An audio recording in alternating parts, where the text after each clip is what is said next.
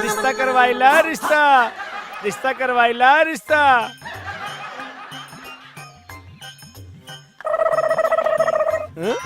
अरे भाई रिश्ता करवाइला। बहन जी रिश्ता करवाइला। जा जा एजा कोई नहीं खे, सब शादीशुदा बा। लागत बा आज के जतरा खराब हो गई हमार। पंडित के देखा कबाड़ी की तरह रिश्ता करावे निकलल बा। रिश्ता करवाइला रिश्ता, बियाह करवाइला।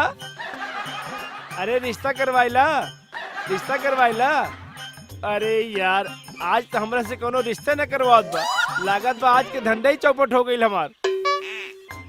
रिश्ता करवाइला, रिश्ता करवाइला।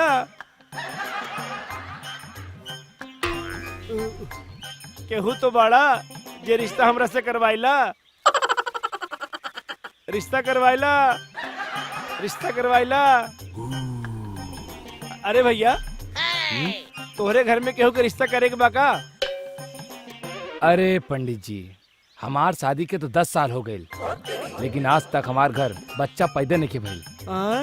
तरौरे बताई कि हम शादी केकर कराई? शादी के 10 साल हो गई। हाँ तो का करी? लागल रहा भैया, एक दिन जरूर होई है। भगवान के घरे में देर बा पर अंधेर ना बा। धन्यवाद पंडित जी। अगर हमार घर लड़का पैदा भइल तो हम जरूर रौरे से रिश्ता कराई, पक्का कराई। अपन नंबर हमके दे दा। एकरा के कब बच्चा होई, कब बड़ा होई, कब ये रिश्ता करवाई, तब तक हम भूखा रहब।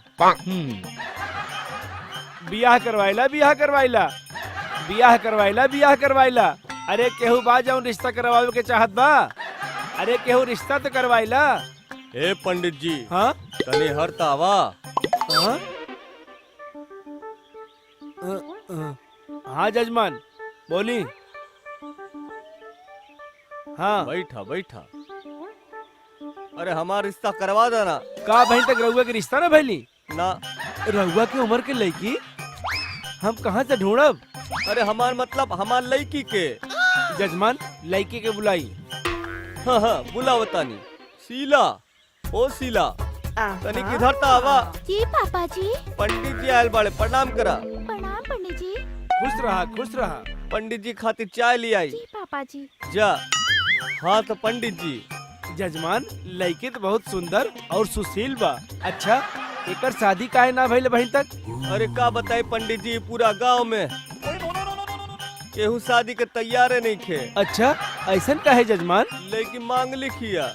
मांगलिक भइल तो का भइल?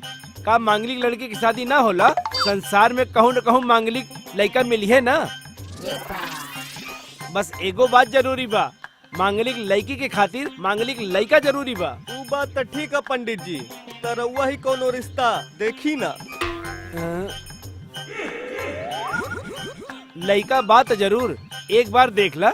अरे देखे के का जरूरत बा, सब ठीक बा जैसन भी होके। रउआ बात करी ना। देखी जजमान जल्दबाजी ना करा, एगो बार जरूर देख ला। पंडित जी करवा दे, जैसन भी बा जो भी बा हम कर ले पंडित जी। और वैसे भी अपन बाबूजी के ऊपर बोझ बन के नहीं रहल चाहत। जैसन भी बा जे भी बा करवा दे ही ना, हम ओकरे से शादी कर ले। लड़की तैयार बात हमरा के का परेशानी? हम अभी फोन कराता नहीं।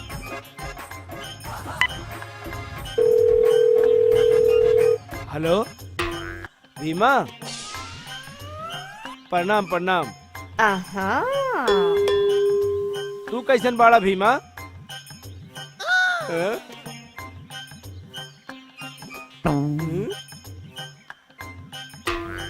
अरे भीमा मिल गई तोहार बियाह पक्का। अरे भीमा एक प्रॉब्लम बा, लड़की मांगलिक हो।